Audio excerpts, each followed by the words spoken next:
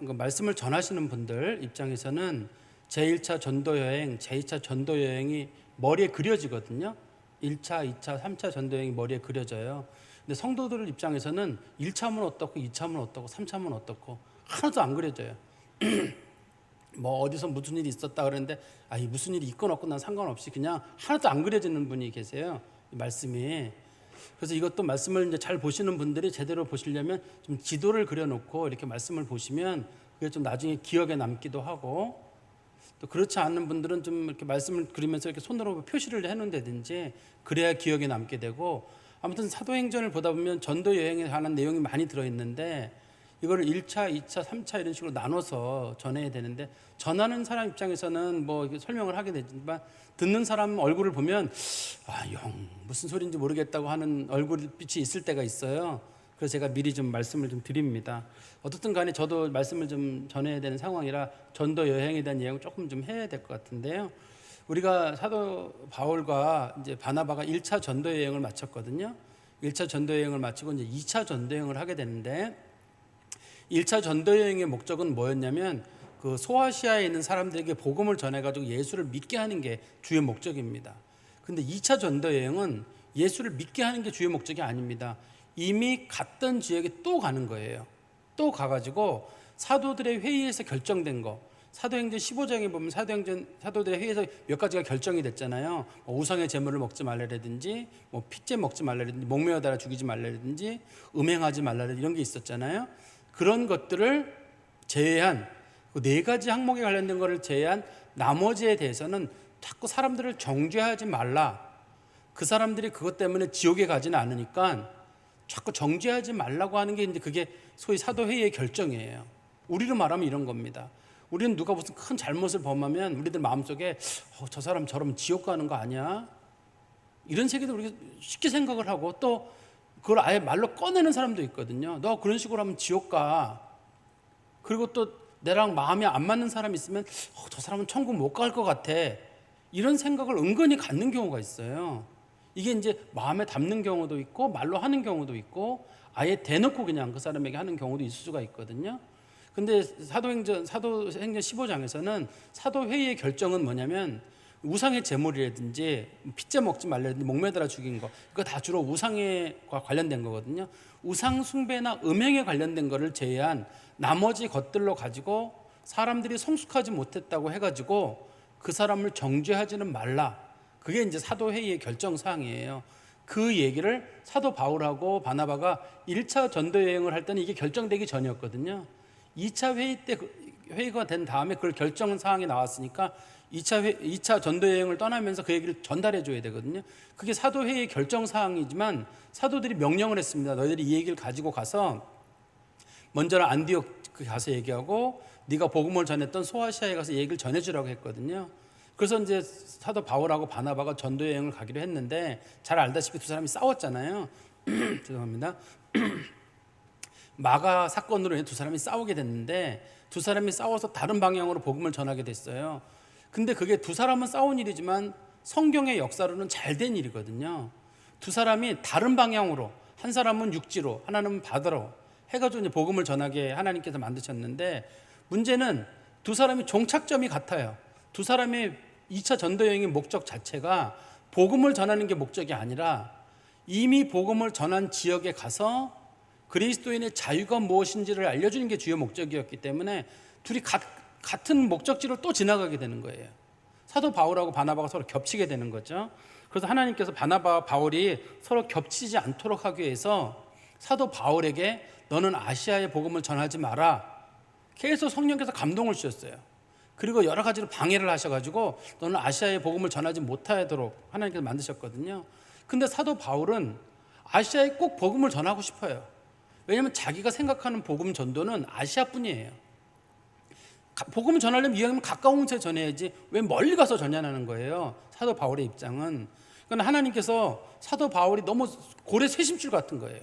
성령께서 계속 반대를 하는 거거든요. 복음을 가까운 데 전하지 말고 멀리로 가라. 그렇지만 사도 바울 입장에서는 나는 아시아에서만 복음을 전해야 된다고 생각을 했기 때문에 성령께서 아무리 이리 막으시고 저리 막으시고 해도 계속하는 거예요. 그래서 예수의 영이 나타나가지고 사도 바울에게 제발 그러지 마라. 예수님이 친히 모습을 드러내신 거로 보이거든요. 그 예수님 모습 드러내셔가지고 사도 바울 그렇게 가지 마라. 사도 바울이 그래도 그 문제를 가지고 여전히 고민해요. 내가 이럴 바에는 난 선교를 하지 말아야 되겠다. 그래서 사도 바울이 선교를 포기하고, 그러면 아시아에서 복음을 전하지 말라는 말은 선교를 포기하라는 건가 보다 싶어가지고, 그럼 사도 바울이 선교 안 한다 그러고 이제 드로아라는 곳에 가가지고, 드로아가 이제 우리 역사책에 나오는 트로이 전쟁의 그 장소화예요. 드로아라는 곳이. 드로아라는 곳에 가가지고 사도 바울이 배를 타고 나 지금 돌아가야 되겠다. 원래 자기가 있던 곳이 이제 안디옥이잖아요. 수리아 안디옥이잖아요. 그쪽 지역으로 돌아가야 되겠다라고 생각을 하고 드로아에 와 있는데, 자신들이 이제 그 환상 가운데 보니까 마케도니아 사람이 환상 가운데 나타나가지고 우리를 와서 도와달라고, 살려달라고 손을 젓는 걸 보고 나서 사도 바울이 하나님이 막으신 것은 선교를 하지 말라는 말이 아니라 저 마케도니아에 가서, 마케도니아부터가 유럽이거든요. 마케도니아에 가서 복음을 전하라는 건가 싶어가지고 사도 바울이 이제 당시에 같이 선교 사역을 했던 바울과 실라, 그 다음에 디모데 세 사람이 연결되어 있었거든요. 그리고 드로아에서 누가를 만나게 되거든요. 성경에서는 누가를 만난 시점이 기록이 안 돼 있지만, 누가복음 사도행전 16장부터 시작해서 10절부터 시작하면 거기부터 갑자기 그 사도 바울이 저들이 하다가 갑자기 거기서부터 우리가로 바뀌게 돼요. 그러니까 이 말씀의 저자가 이 일에 동참을 했다는 뜻이에요. 우리가라는 말로 바뀌게 되기 때문에, 그래서 일반적으로 누가복음을 기록한 누가가 거기에서 같이 합류가 된 거죠. 네 사람이 합류가 돼가지고 유럽으로 복음을 전하러 가기로 두 사람이 마음을 먹은 겁니다. 네 사람이 마음을 먹은 거예요. 오늘 본문의 내용이 거기서부터 시작이 되는 겁니다. 우리 11절 말씀해 보시면 이 우리가라는 말이 누가가 여기 동참했다는 뜻입니다. 저자인 누가가, 우리가 드로아에서 배로 떠나 사모드라게로 직행하여 이튿날 네아폴리에 가고 거기서 빌립보에 이르니, 지도 잠깐 보면은, 지도 한번 보시면 조금 이제 그림이 그려질 것 같은데요. 저기 지도에 보시면 왼 위쪽에 보시면 드로아가 보이고, 드로아 다음에 네아폴리가 보이고, 그 다음에 빌립보 이렇게 보이죠. 맨 위쪽에 보시면 거기 보면 사모드라게는 안 보이는데, 사모드라게는 거기 네아폴리 가기 전에 조그맣게 하얀색으로 바다에 섬 같은 게 하나가 있어요. 그게 사모드라게라는 섬이에요. 섬이지만 높이가 제가 가본 적은 없습니다만, 제가 이제 지도책을 살펴보다 보니까 거기 한 1540m 정도 되는 섬에 큰 이렇게 봉우리가 있습니다. 그러니까 저게 멀리서 사람들이 그 길을 갈 때 그 방향을 찾고 갈 수 있도록 그렇게 해놓은 거예요. 사도 바울이랑 같이 동역자들 4명이서 그 사모드라게로 갔다가, 사모드라게에서 네아폴리로 갔다가 이제 빌립보로 가는 게 오늘 전도 여행의 일정입니다. 사도 바울의 지도는 잠깐 씌우셔도 될 것 같아요. 근데 오늘 본문에 보시면 둘이서 이 4명이 그 빌립보까지 간 일정이 나옵니다. 한번 보세요. 드로아에서 배를 타고 사모드라게로 직행하여 이튿날에 네아폴리에 갔다. 그러니까 이 드로아에서 시작해서 네아폴리까지 가는데 이틀이 걸린 거예요. 여기 보면 실질적으로는 사모드라게로 갔다가 네아폴리 첫날, 그다음 두 번째 날에 도착한 거고, 두 번째 날 어느 시간인지는 모르지만, 시간적으로는 얼마인지 모르지만 날짜로는 이틀이 걸린 겁니다. 첫날 출발해가지고 그 다음날 도착했거든요. 그런데 이 말씀하고 똑같은 말씀이 있어요. 우리 사도행전 20장 6절에 보시면 거기는 날짜가 다르게 되어 있습니다. 한번 보세요.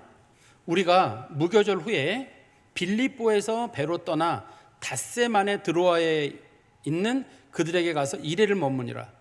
빌립보에서 드로아로는 거꾸로 갔잖아요. 아까는 드로아에서 네아폴리에서 빌립보로 갔는데, 네아폴리에서 빌립보까지는 한 16km 정도 되거든요. 몇 시간이면 갑니다, 그게.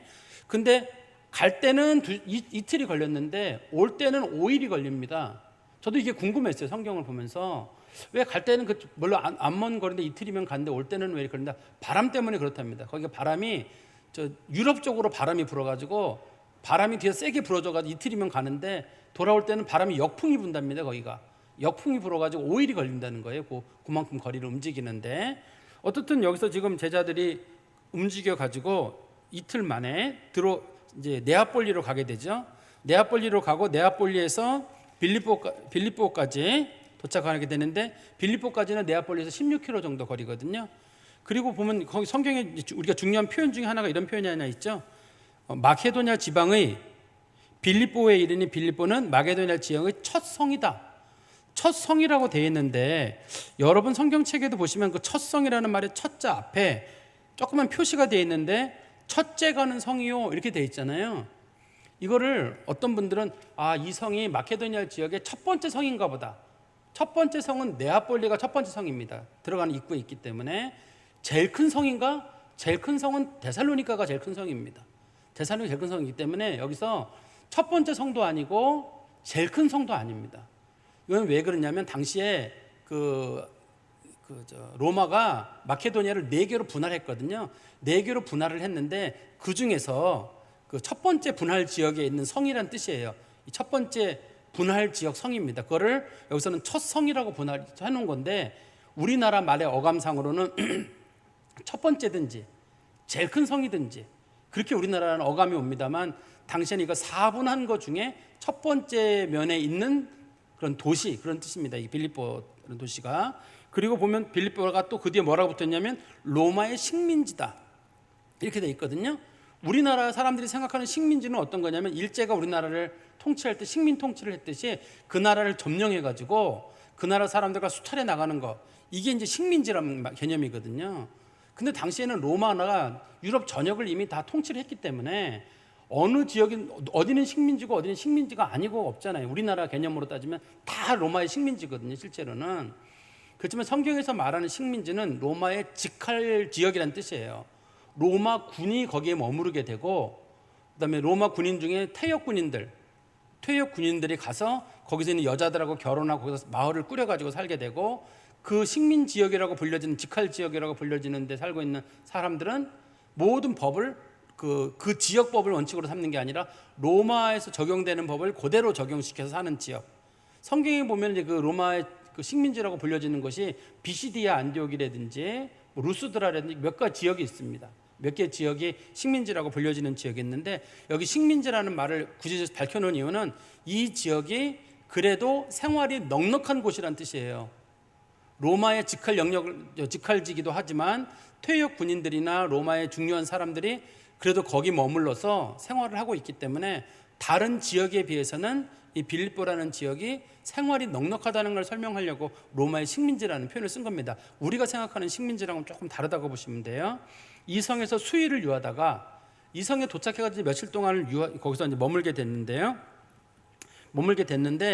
그 사람들이 13절에 보시면 안식일에 우리가 기도할 곳이 있을까 하여 요 말도 우리나라 말의 어감은 어떤 거냐면 안식일이 됐는데 어디 가서 기도를 해야 되겠다 싶어가지고 기도할 장소를 찾아다니는 거로 보이죠. 우리나라 말에는. 한번 잘 보세요.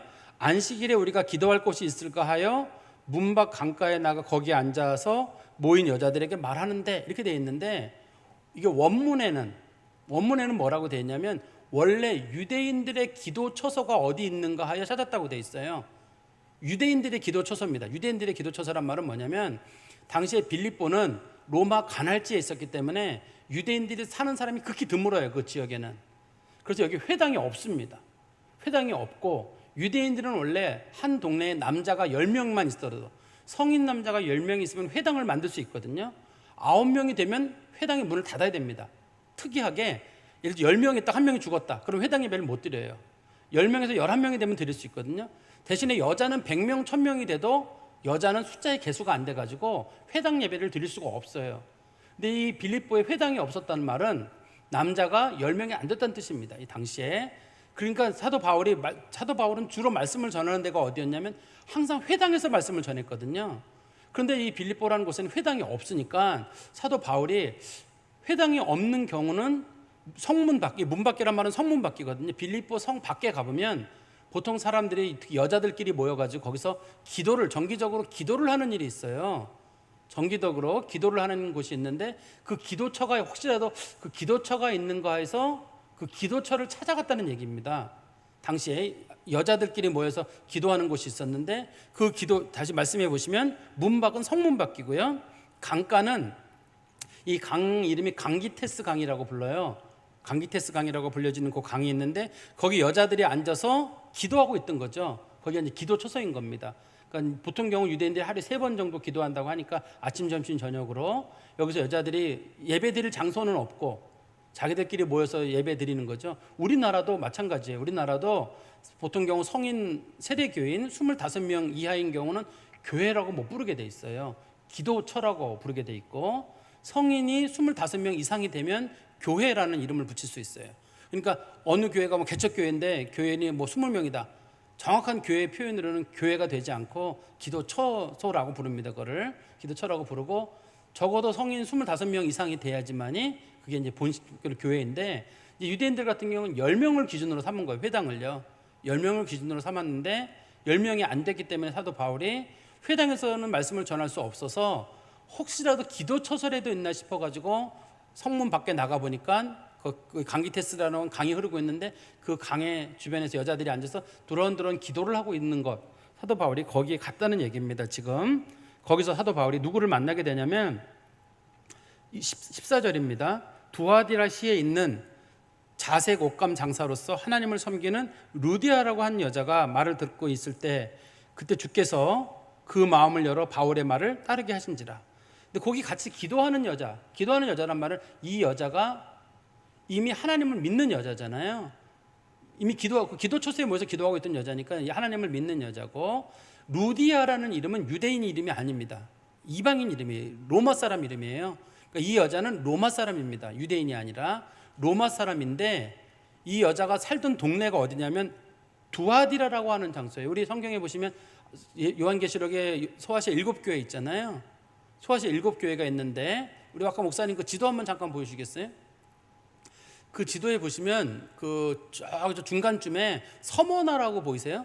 서머나라는 지역인데 중간쯤에 서머나라고 있는데, 서머나에서 오른쪽으로 조금 가면은 거기에 두아디라라는 지역이 있습니다. 두아디라라는 지역이 있거든요. 네, 지도 치우셔도 될 것 같아요. 그래서 이제 그 두아디라라는 곳에서 이 여자가 고향이 두아디라예요. 두아디라에서 두아디라 출신의 자색 옷감을 만들어서 파는 여자거든요. 그 여자 중에 이름이 루디아라는 여자가 있었다. 그러니까 이 여자의 고향은 두아디라인데, 이 여자가 사업차 왔든 어떤 식으로든 간에 성경적인 내용만 놓고 봤을 때는 그 여자가 사업을 하러 이 지역에 온 거거든요. 자색 옷감은 당시 아주 최고위층만 입는 옷 색깔이기 때문에 이 여자 옷은 우리로 말하면 명품 옷인 거예요. 명품 옷이기 때문에 이 옷은 아무나 못 사요. 그러니까 이 여자도 상당한 정도의 부를 가지고 있는 여자고, 또 이 옷을 사는 사람들도 부유자입니다. 제가 목사님 사진 하나 또 보내드린 거 혹시 있어요? 그 풀 같은 거 이렇게 없나요? 내가 풀 같은 거 이렇게 하나 보내드렸었는데, 저게 우리나라 말로 꼭두선이라고 하는데, 꼭두선이 국어사전 찾아보시면 꼭두선이라고 하는데 우리나라에도 저게 있답니다. 우리나라도 있고, 저게 고대 근동 지방에서는 기원전 3000년경부터 사람들이 자색 옷감을 사용했다는데, 저거 먹으면 죽어요. 먹으면 안 되고, 저거를 이렇게 뜨거운 물이나 이런 데 넣어가지고 색깔을 우려낸 다음에 그 색깔에다가 우려낸 뭐 짙은 것, 흐린 것 해가지고 거기다가 천을 담가가지고 염색하는 거라고 합니다. 저게 자색 옷감 만드는 거예요. 치우셔도 될 것 같아요. 성경에서 파란색은 주로, 파란색 같은 경우 있잖아요. 파란색은 바다 고동이 있거든요. 바다 고동을 이렇게 으깨가지고 그 고동으로 만들어요, 일반적으로. 그 다음에 주홍이라는 게 성경에 나오잖아요. 주홍색은 어떻게 만드냐면 도토리 나무 그 벌레 있잖아요. 도토리 벌레가 주홍이라 그러거든요. 그 벌레를, 도토리 벌레를 이렇게 쫙 빻아가지고 그걸 가지고 또 색깔을 만들어요. 당시에 그게. 그래서 주홍색도 좀 비싼 색이고, 또 뭐 파란색도 좀 비싼 색이고, 색깔이 안 난 구하는 거니까. 그 다음에 이 자주색도 비싼 색인데, 어떻든 이 여자가 그 장사를 하던 사람입니다. 이 여자가 그러니까 어떻든 간에 이 두아디라 지역에서 살고 있다가 이 지역으로, 빌립보라고 하는 지역으로 어떻든 장사를 하려고 이주를 한 거는 맞아요. 근데 이 여자를 통해서 지금 복음이 전해지는 거거든요. 사도 바울은 어디선가 복음을 전해야 되는데 복음을 전할 사람이 아무도 없어요. 그래서 찾아간 게 기도처소가 있나 가봤는데, 하나님이 마음을 열어준 여자, 이 마음을 열어줬다는 말은 회심하고 개종했다는 뜻이거든요. 원래 유대교를 믿었던 사람이 개종을 한 사람이 딱 한 사람이 나타났는데, 그 사람이 루디아라고 하는 여자인 거예요. 이 여자를 통해서 유럽 선교가 시작이 됩니다. 이 여자 한 사람을 통해 가지고. 근데 이 여자가 여기를 왜 왔느냐? 우리가 봤을 때는 이 여자가 자주 장사라고 말하는 걸 보니까 옷감을 만들거나 어떤 뭐 천을 가지고 옷을 만드는 어떤 역할을 하는 여자인 건 분명한데 아마 먹고 살려고 이 동네 왔을 거예요. 먹고 살려고 왔는데 하나님께서 이 여자를 빌립보에 보내셨기 때문에 사도 바울이랑 동료들이 복음을 전할 수 있는 겁니다. 왜냐하면 다른 사람들은 복음의 복자도 모르는데 이 여자가 유일하게 복음을 받아들이는 여자거든요. 그러니까 하나님께서 복음을 전하기 위해서 미리 루디아라고 하는 여자를 이곳에 보내신 거예요. 이 여자도 하나님이 자기를 왜 이곳에 보냈는지는 몰라요. 그냥 자기는 장사하러 온 겁니다. 장사하러 왔을 텐데 나중에 보니까 이 여자가 이곳에 온 게 하나님께서 유럽에 복음을 전하게 하시려고 이 여자를 보내신 거죠. 이 여자가 유럽 최초의 기독교인입니다. 유럽 최초의 기독교인입니다. 전 세계를 통틀어서 유럽의 최초의 기독교인이 이 여자거든요. 이 여자를 통해 가지고 이제 복음이 전해지게 되는데요. 우리 마음을 열었다는 말은 개종을 했다는 뜻이고요. 15절에 말씀해 보시면 그와 그 집이 다 세례를 받고, 이 여자가 얼마나 영향력이 있는 사람이었는지 이 여자를 통해 가지고 그와 그 집이, 지금 이 여자가 만약에 남편이 없었다 그러면 과부라고 성경에 언급이 되어 있을 거거든요. 과부가 아닌 거로 보이고요. 그 다음에 자녀들이 있는 거로 보이고, 그 다음에 이 집의 식구들이, 보통 경우 이 사람이 넉넉한 생활했다 그러면 종들도 있을 거거든요. 그러니까 남편, 자녀들, 남녀 종들이 다 세례를 받게 되는 겁니다. 이 여자 한 사람을 통해 가지고. 그러니까 이 여자 한 사람이 하나님 말씀의 문을, 마음의 문을 열게 되는데 그 여자를 통해 가지고 그 집 식구들이 전부 다 구원을 받게 되고, 마치 우리 그 감옥에서, 빌립보 감옥에서 주 예수를 믿으라, 그래 너와 내 집 구원을 얻으리라, 이런 것처럼 그런 똑같은 사건이 여기서 생기는 거예요. 이 간수한 사람으로 구원의 역사가 일어나듯이 이 빌립보 선교는 이 여자를 중심으로 일어나게 됩니다. 그런데 이 여자가 중간에 이런 말을 하죠. 우리에게 청하여 이르되 만일 나를 주 믿는 자로 알거든. 나를 주 믿는 자로 안다는 말은 자기가 지금 그 사도들에게 했던 말이나 이런 신앙 고백을 봤을 때 당신들이 보기에 내 신앙이 정말 좋은 신앙이라고 여겨지거든. 내가 예수 믿는 사람으로 여겨지거든. 무슨 말이냐면 초대교회에는 말씀을 전하면 대부분 성령의 역사가 나타났거든요. 초대교회에는. 그래서 성령 은사들이 나타났습니다. 초대교회에. 그래서 저 사람이 예수를 믿는지 안 믿는지를 대부분 은사를 보면 알 수 있었는데, 이 여자는 은사는 없는 여자예요. 은사는 없는 여자인데 신앙 고백을 하고 있는 거거든요. 그러니까 그 여자가 얘기하는 겁니다. 은사를 보면은 알았다 그러면 이 여자가 말할 필요도 없죠. 그런데 이 여자가 사도들에게 얘기하기를, 내가 예수 믿는다고 신앙을 고백했는데, 주로 고백하는데 당신들이 여기 보면 나를 주 믿는 자로 알거든요. 말은 예수를 주로 고백하는 자로 내가 고백한 이게 여러분들에게 믿어지거든. 내 집에 들어와서 유하라. 이 여자 때문에 이 집에 들어가서 유하게 되거든요. 머물게 되는데, 이 여자가 어떻게 많은 남자들을 그 집에 데려올 수가 있어요? 한번 생각을 해보세요, 여러분. 어떤 여자가, 신앙 좋은 여자가, 여러분 중에 우리 권사님들이나 누가 집사님 중에 누가 신앙 좋은 여자가 나가가지고 말씀 듣고 나서 남자 4명 정도를 집에 데려와가지고 우리 집에 좀 머물어서 말씀 좀 전하십시오. 그러면 남편이나 가족들이 가만히 있나요, 보통의 경우? 당시에 주로 이제 남자 중심 사회인데, 이게 저도 잘 이해가 덜 되는 부분 중에 하나인데, 이 여자의 경제적인 위치가 상당했던 것 같고, 당시에 그래 보니까 이 빌립보 지역이나 이 마케도니아 지역에서 여자가 아이를 서너 명을 낳게 되는 경우, 3, 4명 이상을 낳게 되는 경우는 여자가 발언권이 있었다고 해요. 집에서 어떤 말이든지 할 수 있는. 그전에는 말을 못하는데, 애들이 한두 명 말을 못하는데 애들이 서너 명이 넘어가게 되면 이 여자가 집안에 이러저런 남편에게 자기 할 말을 할 수 있었다고 하거든요. 그러니까 이 여자의 어떤 행동이 누가 봤을 때도 좀 비상식적인 행동이죠. 남자들 4명을 들어왔다는 게 비상식적이지만, 이 여자의 사회적 위치나, 그 다음에 이 여자가 자녀를 많이 뒀기 때문에 보이는 어떤 그런 권위도 있었고, 또 이 여자의 남편도 이 여자를 신뢰했던 것 같습니다. 그러니까 이 여자 때문에 자기네 집에서 사람들이 예배를 드리게 된, 긴 세월 예배를 드립니다. 하루 이틀 예배를 드리는 게 아니라 긴 세월 동안 예배를 드림으로 인해 가지고 이 빌립보 교회라고 하는 교회가 세워지게 되거든요. 우리 교회도 한번 생각해 보시면 돼요. 40년 전에 정혜원 장로님 가정에서 예배를 드린다고 할 때 식구들이 좋기도 하지만 불편하기도 하거든요. 내 가족 집에서 내가 예배를 드려, 주일날 좀 직장 갔다 와서, 옛날에 토요일까지 일하고 주일날 하루 쉬는데, 하루 쉬어야 되는데 정혜원 장로님이 얘기를 했든 이명숙 권사님이 얘기했는지는 모르지만 우리 집에서 예배 드립시다. 제가 생각해 보니까 정혜원 장로님 그때 한 30살쯤 됐을 것 같아요. 이명숙 권사님 20 몇 살이었을 것 같거든요. 그때 당시에 20 몇 살이었을 건데 이 사람들끼리 막 한다 그래서 사람들이 야, 저희 목사님도 나이가 그때 많지 않을 때고 목사님 40대고 그러면 20대 여자가 30대 남편이랑 그다음에 애들 뭐 주렁주렁 달고 있고 뭐 이게 예배 드린다 그러면 아마 그게 사람들에게 별로 보기 좋지 않을 수도 있어요. 근데 어떻든 그 집에서 시작된 예배가 이게 위례광명교회라는 교회까지 되는 거잖아요. 세월이 지나서 이게 개포동에서 광명교회를 이루고 여기까지 오는 거잖아요. 누군가의 하나의 헌신 때문에 개포동에서 광명교회가 세워져 여기까지 오듯이 이 빌립보라고 하는 지역은 이 루디아라고 하는 여자가 저 사람들 진짜 하나님 믿는 사람 같은데 사실 보세요. 이 사람이 그 사람들을 얼마나 알게 됐냐면 12절에 보시면 이성에서 수위를 요하는데 며칠 동안밖에 못 본 거야. 이 사람들을요. 여러 날을 본 게 아니라 며칠밖에 못 봤는데도 이 여자가 신앙이 있는 사람이고 믿음의 결단을 내릴 수 있는 사람이거든요. 저 사람들 교회에 세울 수 있도록 내가 도와줘야 되겠다. 하나님 말씀 전하는 사람이 분명하다. 여기서 무슨 이적을 베풀었다는 것도 없어요.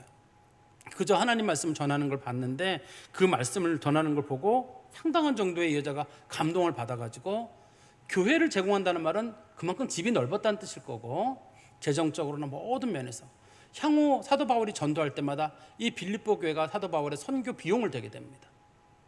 사도 바울 선교 비용을 댑니다. 이 사람네들이 선교 비용을 대가지고 사도 바울이 선교를 하는데 우리가 말하는 빌립보 교회는 큰 교회가 아니에요. 이 가정이 교회거든요. 초기에는 이 가정이 그 선교의 역할을 감당하게 되는 겁니다. 제가 좀 말씀을 조금 좀 정리해 보면 하나님께서는 바울과 바울의 동료들을 빌립보로 보내기 전에 루디아라고 하는 여자를 그곳으로 보냈어요. 빌립보라고 하는 지역으로. 이 여자가 없었으면 접촉점이 없어요.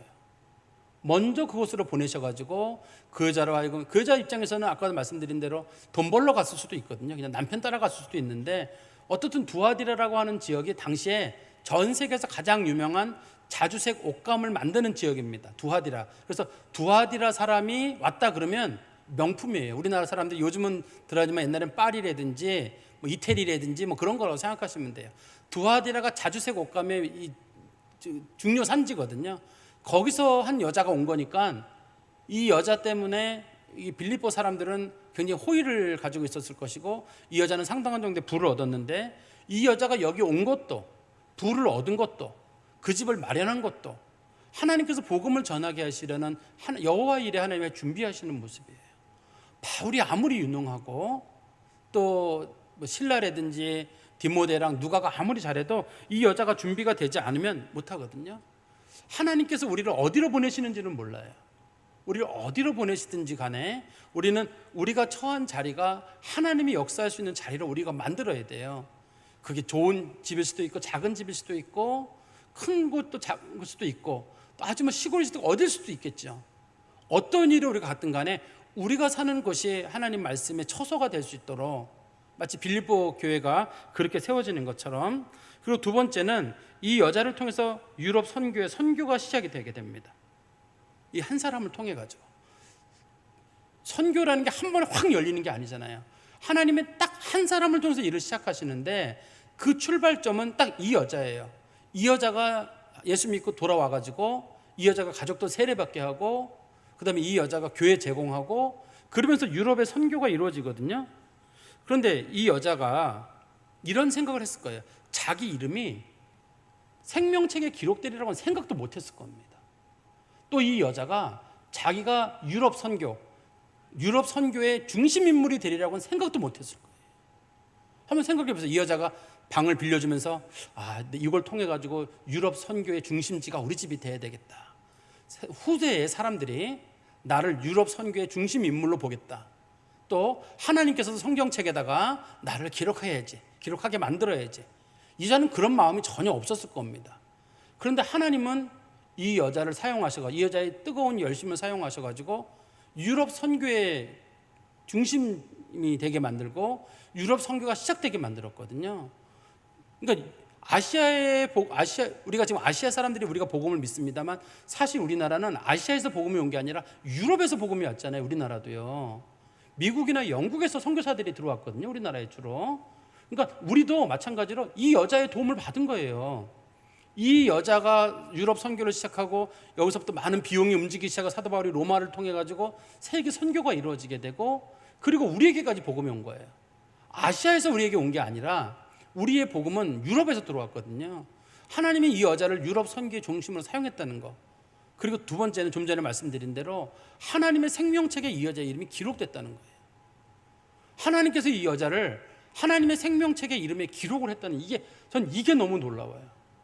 이 여자 입장에서도 그저 공간 하나 제공하는 게 별거 아니라고 생각했을 거거든요. 그런데 하나님께서 보시기에는 이 여자가 하나님 보시기 너무 대단하게 보이는 거예요. 그러니까 생명책의 이름이 딱 기록이 되는 거예요. 루디아라고 하는. 그날 앉아있던 사람, 이 본문의 말씀해 보세요. 여자들이 여러 명 있었거든요. 13절에 보시면 거기에 앉아서 모인 여자들이 있었는데 여러 명의 여자가 있었어요. 그날 앉아있던 사람은. 그런데 생명책에 딱 기록되는, 그것도 하나님의 나라의 복음 전하는 일에 가장 중요한 역할을 했던 여자의 이름으로 루디아라고 하는 여자의 이름이 딱 거기에 기록이 되고, 이 여자는 하나님 나라에서 하늘의 별과 같이 빛나는 사람이 될 겁니다. 말씀의 결론을 맺으면 이 여자가 세상 가운데 유명한 사람은 아니에요. 그러나 하나님 앞에는 유명한 사람이에요. 세상 사람들은 이 여자를 역사적으로 크게 기억하지 않을 거거든요. 그렇지만 하나님이 기억하는 사람이에요. 여러분들도 여러분들이 어떤 일을 하느냐, 복음 전하는 일에, 그것이 전도든 선교든 구제든 여러분들이 처한 위치에서 어떤 일을 하게 되는데, 그 일을 어떤 사람들은 나는 안 하겠다고 뒤로 빠지는 사람이 있고, 어떤 사람은 그 일을 하게 되는데 그 중에 누군가가 제2의 루디아가 될 수도 있고, 그 사람을 통해서 어려운 사람 누군가가 복음을 받아들이게 되고 그 가족이 예수를 믿게 되고 그 사람이 엄청난 일을 하게 할 수도 있고, 또 누군가를 통해 선교도 이루어져서 우리는 그저 가서 선교를 하고 마는데 복음을 들었던 누군가 한 사람을 통해 가지고 그 지역의 선교가 이루어지기도 하고, 그리고 하나님의 생명책에 우리의 이름이 별과 같이 남게 될 겁니다. 하나님께서는 우리를 세상에 보내신 것은 하나님 일 준비하라고 저는 보내셨다고 생각해요. 하나님 일을, 그것이 뭐 먹고 살려고 하는 무슨 일이든 간에 다 하나님 일 준비하라고 하셨는데, 우리는 우리의 자리를 하나님 말씀을 전할 수 있는 자리로, 어디 가든지 나는 하나님 말씀을 전하는 위치에 서야 되겠고, 우리가 있는 곳이 어디든지 하나님 말씀 전할 수 있는 그런 기회가 되게 해달라, 그런 마음을 가지시고 살아가시기를 간절히 소망합니다. 기도하겠습니다. 하나님 아버지, 은혜 감사합니다. 주께서 루디아에게 베푸셨던 은혜를 우리 가운데 주셔서 우리 가운데 마음이 열리는 자들이 있게 해주시고, 우리 가운데 예수를 진정으로 주로 고백하는 자들 속에 하나님께서 역사해 주셔서 우리를 통해서 하나님의 거룩한 역사가 이루어지게 하시고 하나님의 나라가 세워지게 하시고 죽을 영혼이 살게 해주셔서 우리 성도들이 모두가 하늘의 별과 같이 하나님 나라에서 영광을 누리게 하여 주시옵소서. 예수 그리스도의 이름으로 기도하옵나이다. 아멘. 찬송가